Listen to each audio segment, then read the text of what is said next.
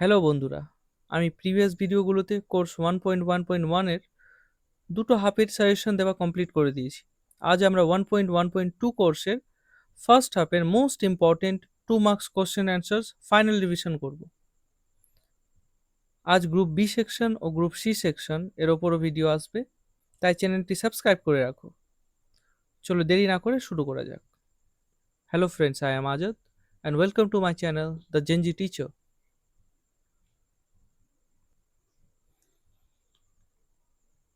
প্রথম প্রশ্ন, ভারতীয় সংবিধানে মৌলিক অধিকার বলতে কি বোঝায়? মৌলিক অধিকারগুলি উল্লেখ করুন। What is meant by fundamental rights in the Indian constitution? Mention the fundamental rights.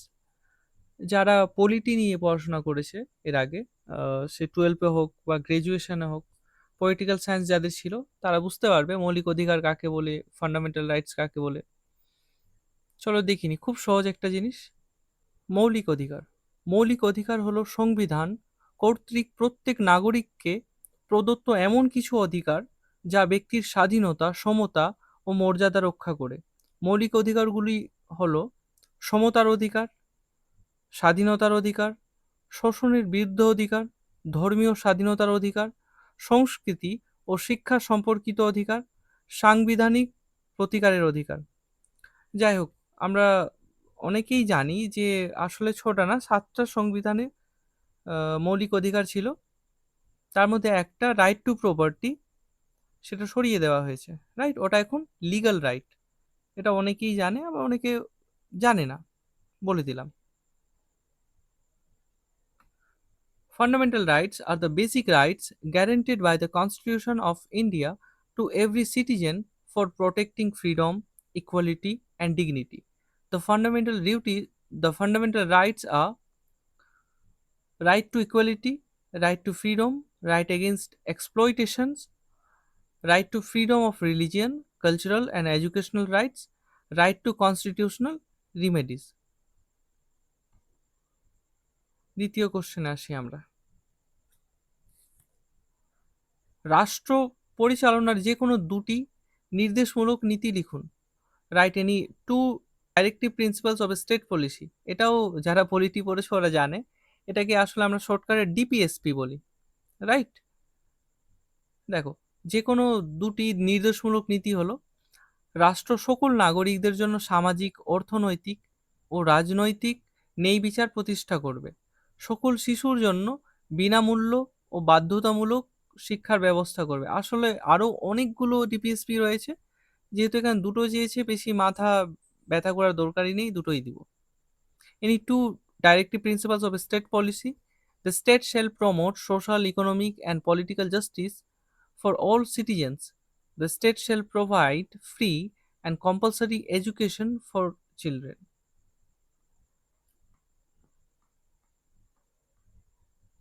তারপরে প্রশ্ন দেখি, শিক্ষায় বৈষম্যকরণ কি? শিক্ষায় প্রান্তিকীকরণ কি? শিক্ষায় সমতা কি? What is discrimination in education? What is marginalization in education? What is equalization in education? দেখো, এই কোশ্চেনগুলো আমি এখন করিয়ে দিচ্ছি, এগুলো ভালো করে বোঝো আর এখানেই কনসেপ্ট ক্লিয়ার করে নাও, কারণ 5 মার্কেও এগুলোই রিপিট হবে, 10 মার্কে এগুলোই রিপিট হবে।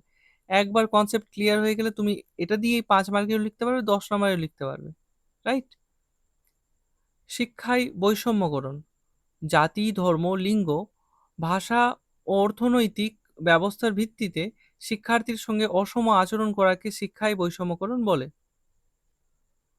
যেমন যদি একটা টিচার, একটা দুটো স্টুডেন্ট আছে, একটা আছে কি অর্থনৈতিক দিক থেকে কি উইক আছে, আর একটা অর্থনৈতিক দিক থেকে স্ট্রং আছে, মানে একজন বড়লোক আছে, একজন দারিদ্র পরিবারের আছে।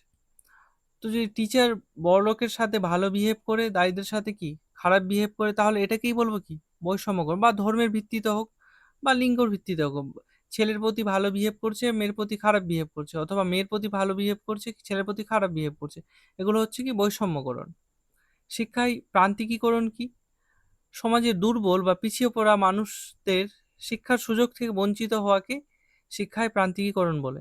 যেমন আমাদের সমাজেই দেখবে, যারা খেতে পায় না, তারা স্কুল শিক্ষার উপর নির্ভরশীল, তারা প্রাইভেট নিতে পারে না, অনেক কিছু করতে পারে না, এটাকেই বলবো কি আমরা প্রান্তিকীকরণ। শিক্ষায় সমতা কি?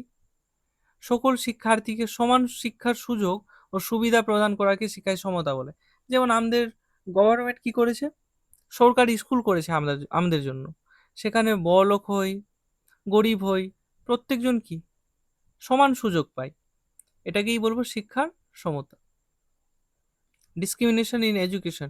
Discrimination in education means treating students unfairly based on caste, religion, gender, language, or economic status. Marginalization in education কি? Marginalization means keeping disadvantaged or weaker sections away from educational opportunities.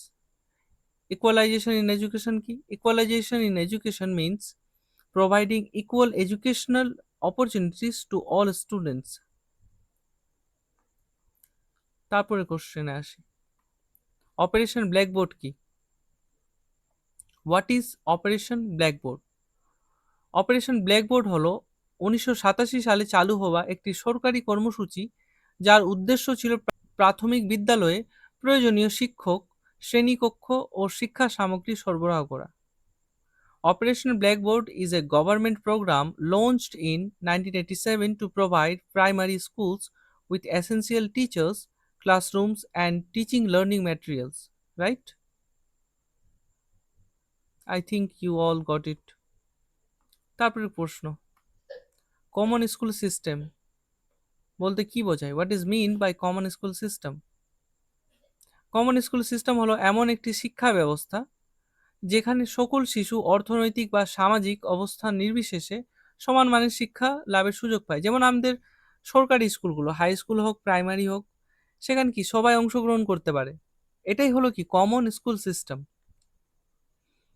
The common school system is an education system in which all children receive equal quality education regardless of their social or economic background. এই যে খুব মজাদার একটা question, এতে confuse হয়ে যায়। Equity আর ইকুয়ালিটিকে এক ভেবে নেই। ইকুইটি ও সমতা এর মধ্যে পার্থক্য লিখুন। ইকুইটি প্রয়োজন অনুযায়ী সুযোগ দেওয়া হয়, আর সমতাতে কি সবাইকে একই সুযোগ দেওয়া হয়। ফর এক্সাম্পল আমি বলি, একটা 5 বছরের ছেলে আছে, একটা 10 বছরের ছেলে আছে। দুটো ছেলেরই দুজনেরই খিদে পেয়েছে। 5 বছরের ছেলের রুটি খাওয়ার ক্ষমতা হচ্ছে কি একটা, 10 বছরের ছেলের রুটি খাওয়ার ক্ষমতা হচ্ছে দুটো। এবার আমি কি করলাম, 5 বছরের ছেলে যেহেতু একটাই খেতে পারবে, ওকে আমি একটা রুটি দিলাম। 10 বছরের ছেলে দুটো রুটি খেতে পারবে, ওকে দুটো দিলাম। এটা হলো ইকুইটি, ওদের প্রয়োজন হিসাবে দেওয়া। আর সমতা কি বা ইকুয়ালিটি কি? ইকুয়ালিটিতে 5 বছরের ছেলেকেও আমাকে দুটো রুটি দিতে হবে, 10 বছরের ছেলেকেও দুটো রুটি দিতে হবে। আশা করছি বুঝতে পেরেছে পার্থক্য, ইকুইটি অ্যান্ড ইকুয়ালিটি। লক্ষ্য হলো ন্যায্যতা, লক্ষ্য হলো সমান আচরণ। মানে কি, এতে নেই বিচার হবে যে যেন ও একটার বেশি না পায় বা একটার কম না পায়। ইকুয়ালিটিতে কি হবে, না, ইকুয়ালিটিতে যেন সমান পায়, সমান আচরণ হবে। Equity give support according to individual needs, give the same opportunity to everyone. Here emphasis on individual need, and here emphasis on opportunity, same opportunity. Focus on fairness, focus on equal treatment.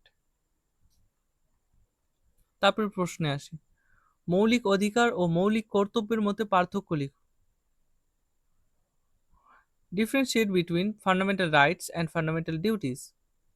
মৌলিক অধিকার, মৌলিক কর্তব্য, এটাও অনেকেই তোমরা জানো। মৌলিক অধিকারকে ইংরেজিতে বলে ফান্ডামেন্টাল রাইটস, আর মৌলিক কর্তব্যকে ইংরেজিতে বলে ফান্ডামেন্টাল ডিউটিস। দেখে নিই আগে পার্থক্যটা। মৌলিক অধিকার কি? নাগরিকদের অধিকার। মৌলিক কর্তব্য কি? নাগরিকদের দায়িত্ব। সংবিধানে কি তৃতীয় ভাগে রয়েছে মৌলিক অধিকার, আর সংবিধানে কি পার্ট 4A-তে মানে চতুর্থ কো বিভাগে রয়েছে মৌলিক কর্তব্য। তবে আরেকটা জিনিস এখানে, আরেকটা তোমরা অ্যাড করতে পারো, মৌলিক অধিকার হচ্ছে জাস্টিসিয়েবল, মৌলিক কর্তব্য জাস্টিসিয়েবল না। এবার তোমরা হয়তো বুঝতে পারছো না যে জাস্টিসিয়েবল আর জাস্টিসিয়েবল না এটার মধ্যে পার্থক্য। জাস্টিসিয়েবল মানে কি, যদি সেটা অমান্য করি তাহলে তা আমাদের জেল হতে পারে। আর মৌলিক কর্তব্য কি, এটা আমরা না করলেও সমস্যা নেই। যেমন একটা আর্টিকেল আছে, আর্টিকেল 17, অ্যাবলিস্ট অফ আনটাচেবিলিটি। এটা হচ্ছে মৌলিক অধিকার, মৌলিক ফান্ডামেন্টাল রাইট। এবার এটা যদি আমরা অমান্য করি, আমরা কি করছি, যে আনটাচেবিলিটি ফলো করছি, তাহলে আমাদের কিন্তু জেল হতে পারে। কিন্তু মৌলিক কর্তব্যতে কি, মৌলিক কর্তব্য একটা নিয়ে নিলাম, যে ন্যাশনাল অ্যানথেম হচ্ছে, আমাদেরকে উঠে দাঁড়াতে হয়, আমাদের কি শ্রদ্ধা দেখাতে হয়। এবার আমি কি করলাম, উঠে দাঁড়ালাম না, এতে আমার জেল হচ্ছে না। It is not justiciable, but fundamental rights are justiciable, right? পার্থক্য, they are the rights of citizens, fundamentally they are the duties of citizens. They are given in part 3 of the constitution, they are given in part 4 of the constitution. You can add one more point, they are justiciable and they are not justiciable. Question number 8, ভারতীয় সংবিধানে উল্লেখিত নাগরিকদের যে কোনো দুটি মৌলিক কর্তব্য লিখুন। Write any two fundamental duties of the citizens mentioned in the constitution in India. যে কোনো দুটি মৌলিক কর্তব্য দেখে নিই। সংবিধান, জাতীয় পতাকা ও জাতীয় সঙ্গীতের প্রতি শ্রদ্ধা প্রদর্শন করে, যে একটু আগেই বললাম, জাতীয় সঙ্গীত ন্যাশনাল অ্যানথেমের প্রতি কি শ্রদ্ধা দেখানো, এটা হচ্ছে কি মৌলিক কর্তব্য। দেশের ঐক্য ও অখণ্ডতা রক্ষা করা, এটা হচ্ছে কি মৌলিক কর্তব্য, মিন্স ফান্ডামেন্টাল ডিউটিস।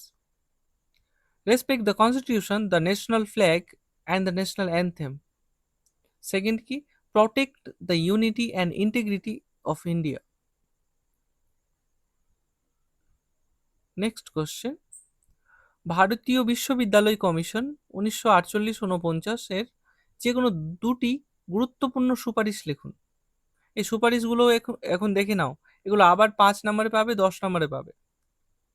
প্রথম হচ্ছে গ্রামীণ বিশ্ববিদ্যালয় প্রতিষ্ঠার সুপারিশ করা, ওকে, মানে গ্রামগুলোতে বিশ্ববিদ্যালয় যেন হয়। কলেজ ও বিশ্ববিদ্যালয়ে ডিন অফ স্টুডেন্টস পদ চালুর সুপারিশ করা। এবার তোমাদের মনে প্রশ্ন রাখছে যে sir, what is dean of students, right? আমি বলি, dean of students is a senior administrative officer who looks after students welfare, discipline, counselling, every activities which is related to students in college or universities. মানে এক কথায় যদি বলি, যে dean of students ওদেরকে বলবো, এক কথায় বলে ডিন অফ স্টুডেন্টস হচ্ছে সেই অফিসারগুলো যাদেরকে কি কলেজে বা ইউনিভার্সিটিতে রাখা হয় কিসের জন্য, স্টুডেন্টদেরকে হেল্প করার জন্য। ধরো স্টুডেন্ট কোনো প্রবলেম ফেস করছে, তাহলে ডিন অফ স্টুডেন্টসের সাথে দেখা করবে, বা dean of students or counselling করবে। বা কোনো স্টুডেন্ট ডিসিপ্লিন ফলো করছে না, এটা কার দায়িত্ব, ডিন অফ স্টুডেন্টের দায়িত্ব। কোনো স্টুডেন্টস স্পোর্টসের রিলেটেড কোনো ডিফিকাল্টি ফেস করছে, এটা এই প্রবলেমগুলো কে সলভ করবে, ডিন অফ স্টুডেন্টস সলভ করবে। আশা করছি বোঝাতে পেরেছি। Establish rural universities, introduce the post of dean of students in colleges and universities.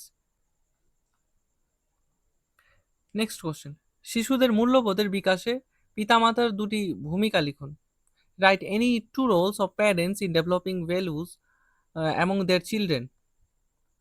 এক নম্বর হচ্ছে সন্তানদের সামনে ভালো আচরণের উদাহরণ স্থাপন করা।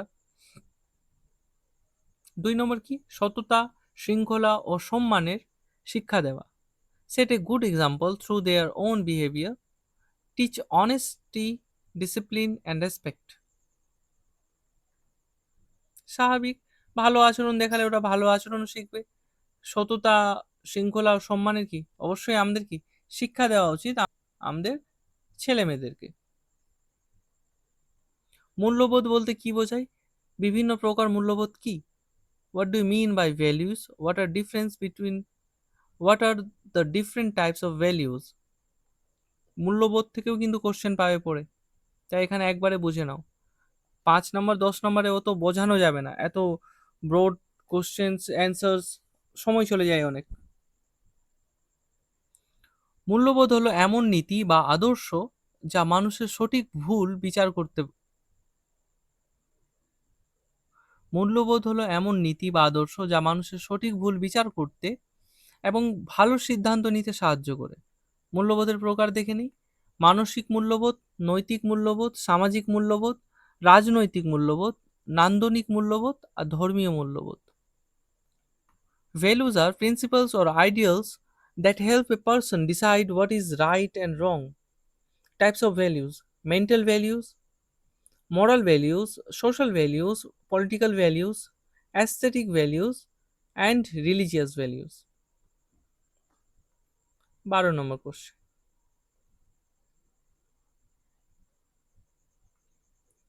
নবোদয় বিদ্যালয় কি? এর দুটি উদ্দেশ্য লিখুন। What is Navodaya Vidyalaya? Give any two objectives. যাই হোক, যারা বিএড করছো ওরা জানে হয়তো যে নবোদয় বিদ্যালয় কি, যাকে আমরা এনভিএস বলি। যখন তোমরা বিএড পাস করবে বিভিন্ন সেন্ট্রাল এক্সামগুলো দিবে, আগে তো সিটেট পাস করতে হবে, তারপর তোমরা কেবিএস দিবে, কেন্দ্রীয় বিদ্যালয়, এনভিএস দিবে, নবোদয় বিদ্যালয়, তারপর ডিডি প্যালেস বিদ্যা, অনেক এক্সাম রয়েছে। এগুলো কি হাই স্ট্যান্ডার্ড জব, এগুলো স্যালারি হাই। আমি অলরেডি এগুলোতে পাস করে আছি। আমাদের যদি কোনো কিছুর দরকার পড়ে আমার থেকে জিজ্ঞেস করে নেবে। আমি কেবিএস এ পাস করে আছি, এনবিএস এ পাস করে আছি, ইএমআরএস পাস করে আছি, সিটেট তো পাস করেছি, তারপরেই দিতে পেরেছি। তো কোনো হেল্প চাইলে আমাকে জিজ্ঞেস করতে পারো, অসুবিধা নেই। নবোদয় বিদ্যালয়, নবোদয় বিদ্যালয় হলো গ্রামীণ এলাকার মেধাবী শিক্ষার্থীদের জন্য প্রতিষ্ঠিত আবাসিক বিদ্যালয়। দুটি উদ্দেশ্য দেখি: গ্রামীণ মেধাবী শিক্ষার্থীদের মানসম্মত শিক্ষা প্রদান, জাতীয় ঐক্য ও সামাজিক সম্প্রীতি গড়ে তোলা। Navodaya Vidyalaya is a residential school established mainly for talented students from rural areas. Two objectives: to provide quality education to talented rural students, to promote national integrations and social harmony. তারপরে কোশ্চেনে চলে আসি। গ্রামীণ বিশ্ববিদ্যালয় সম্পর্কে ভারতীয় বিশ্ববিদ্যালয় commission এর যে কোনো দুটো সুপারিশ উল্লেখ করুন। State any two recommendations of the Indian University Commission regarding rural universities. গ্রামীণ এলাকার প্রয়োজন অনুযায়ী বিশ্ববিদ্যালয় স্থাপন করা, কৃষি ও গ্রামীণ উন্নয়ন ভিত্তিক শিক্ষা চালু করা। Establish universities according to rural needs, introduce education related to agriculture and rural development. Right? তারপরে কোশ্চেন, অবৈতনিক ও বাধ্যতামূলক প্রাথমিক শিক্ষার জন্য ভারতীয় সংবিধান ব্যবস্থা লিখুন। State the constitutional provisions for free and compulsory elementary education in India. অনুচ্ছেদ 21 এ তে কি আছে? 6 থেকে 14 বছর বয়সী শিশুদের জন্য অবৈতনিক ও বাধ্যতামূলক শিক্ষার অধিকার নিশ্চিত করে। অনুচ্ছেদ 45 এ কি আছে? শিশুদের প্রাথমিক শিক্ষার ব্যবস্থা করার নির্দেশ দেয়। Article 21 guarantees free and compulsory education for children aged 6 to 14 years. Article 45 এ কি আছে? Directs the state to provide early childhood care and education.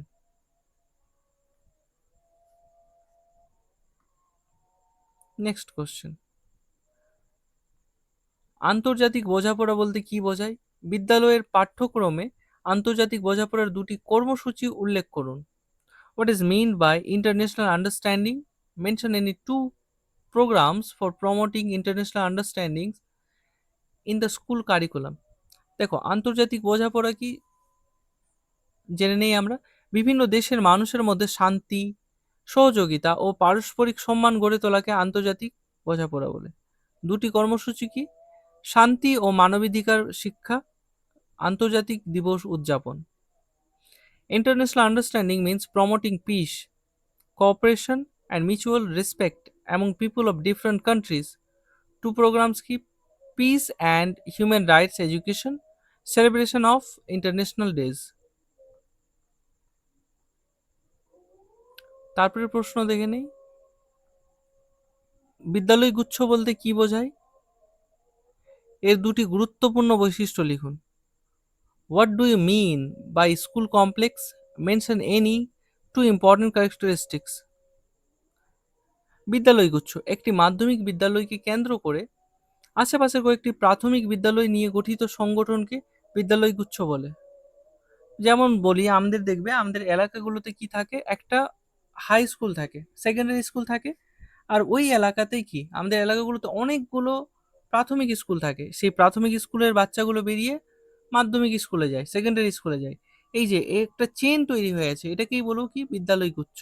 বৈশিষ্ট্য কি, বিদ্যালয়গুলির মধ্যে সম্পদের ভাগাভাগি হয়, শিক্ষকরা একে অপরের সঙ্গে সহযোগিতা করেন। School complex. A school complex is a group of nearby schools organized around one secondary school.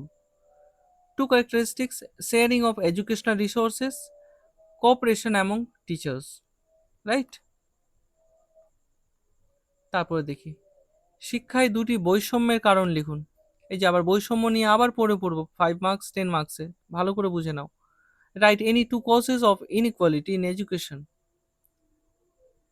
শিক্ষায় বৈষম্য বলতে বোঝায় এমন একটি অবস্থা যেখানে সকল শিক্ষার্থী সমান শিক্ষার সুযোগ, সুবিধা ও সম্পদ পায় না। শিক্ষার দুটি বৈষম্য কি কি আছে দেখে নিই। সামাজিক বৈষম্য, সোশ্যাল ইনইকুয়ালিটি, অ্যান্ড অর্থনৈতিক বৈষম্য, ইকোনমিক ইনইকুয়ালিটি। সমাজে জাতি, ধর্ম, লিঙ্গ, ভাষা বা সামাজিক অবস্থানের কারণে অনেক শিক্ষার্থী সমান শিক্ষার সুযোগ পায় না।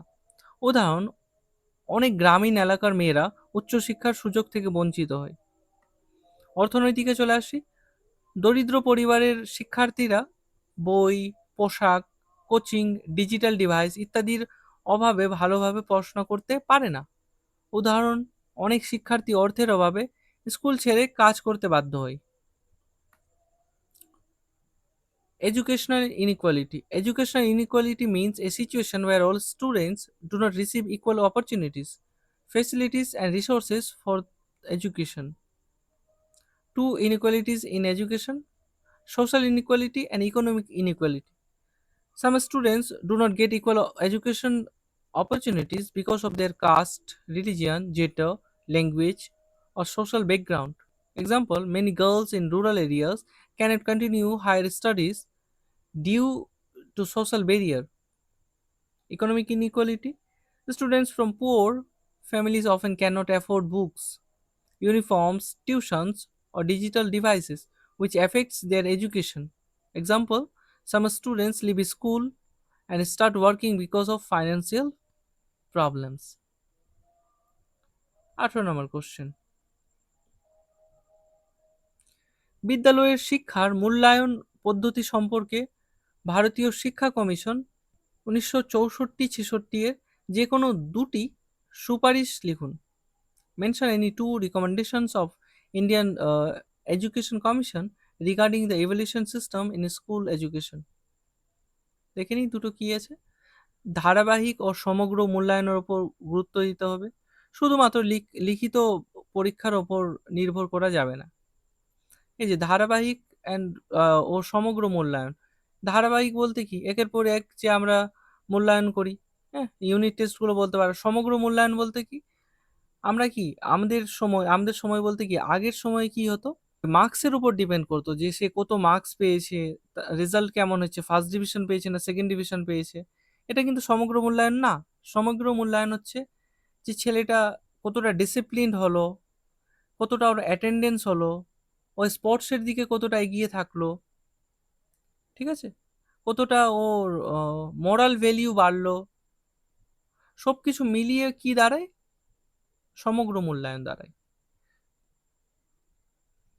Greater importance should be given to continuous and comprehensive evaluation. Evaluation should not depend only on written examinations. 19 number question, কেন্দ্রীয় তালিকাভুক্ত শিক্ষা সংক্রান্ত যে কোনো দুটি বিষয় উল্লেখ করুন। Mention any two educational items that are included in the union list. কেন্দ্রীয় তালিকার শিক্ষা সংক্রান্ত দুটি বিষয় হলো প্রাচীন ও ঐতিহাসিক গুরুত্ব সম্পন্ন প্রতিষ্ঠান, গ্রন্থাগার ও জাদুঘর।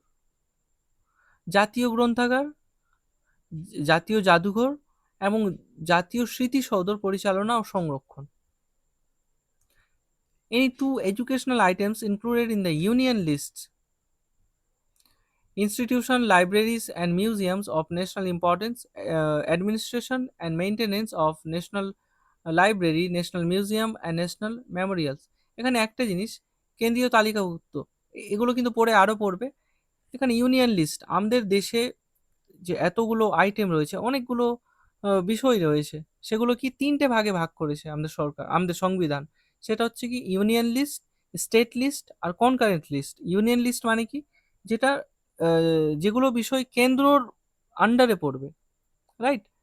স্টেট লিস্ট কি, যেগুলো জিনিস স্টেটের আন্ডারে পড়বে, মানে যেগুলো স্টেট পরিচালনা করবে। কনকারেন্ট লিস্ট কি, এমন কিছু বিষয় আছে যেগুলো কি স্টেটও পরিচালনা করে, ইউনিয়নও পরিচালনা করে, মানে স্টেট, রাজ্য, কেন্দ্র দুজনই পরিচালনা করে। তার মধ্যে পড়ে যেমন একটা এক্সাম্পল হচ্ছে এডুকেশন সিস্টেম, যেটা কি দুটোই হ্যান্ডেল করে, স্টেটও আর ইউনিয়নও। পরে আমরা ডিটেইলে পড়বো যদি কোশ্চেন থাকে, তো আশা করছি কোশ্চেন পাবে। প্রান্তিক গোষ্ঠীভুক্ত যে কোনো চারটি জনগোষ্ঠীর নাম উল্লেখ করুন। Mention in 4 categories of population who are classified as the marginal groups. দেখে নি চারটি উদাহরণ কি আছে। তপশিলি জাতি এসসি, তপশিলি উপজাতি এসটি, অন্যান্য অনগ্রসর জাতি যেটাকে ওবিসি বলি, একটা কি সংখ্যালঘু সম্প্রদায় যাকে মাইনরিটি বলি। Scheduled castes, scheduled tribes, other backward classes and minority communities. 21 number question, পশ্চিমবঙ্গে সর্বজনীন প্রাথমিক শিক্ষা সফল করার জন্য দুটি গুরুত্বপূর্ণ পদক্ষেপ লিখুন। সর্বজনীন প্রাথমিক শিক্ষা সফল করার দুটি পদক্ষেপ হলো, একটা হচ্ছে কি মিড ডে মিল চালু করা, সর্বশিক্ষা অভিযান কার্যক্রম করা। Implementations of the mid day meal scheme, implementations of সর্বশিক্ষা অভিযান। তারপর কোশ্চেন দেখি, এটাই সম্ভবত লাস্ট কোশ্চেন। না না না, আরও আছে। ত্রিভাষা সূত্র বলতে কি বোঝায়? What is try language formula? আমাদের যখন এনইপি 2020 আসে, মানে ন্যাশনাল এডুকেশন পলিসি যে আসে, তো এখানে একটা মিসকনসেপশন আছে। সবাই ভাবে যে এই থ্রি ল্যাঙ্গুয়েজ ফর্মুলা যে আসে তাতে হয় একটা রিজনাল ল্যাঙ্গুয়েজ মানে মাতৃভাষা হয়, একটা হয় ইংলিশ, আর একটা হয় হিন্দি। না, এখানে একটু মিসকনসেপশন আছে। হিন্দির এখানে কোনো গল্প নেই। এখানে একটা রিজনাল ল্যাঙ্গুয়েজ থাকবে, একটা ইংলিশ থাকবে, আর থার্ড ল্যাঙ্গুয়েজ হিসাবে যে কোনো একটা ল্যাঙ্গুয়েজ থাকবে, যে ল্যাঙ্গুয়েজটা আমাদের সংবিধানে গৃহীত আছে। আমাদের সংবিধানে অফিসিয়াল ল্যাঙ্গুয়েজ রয়েছে 22টা, 22টার মধ্যে যে কোনো একটা ল্যাঙ্গুয়েজ ও চুজ করতে পারবে।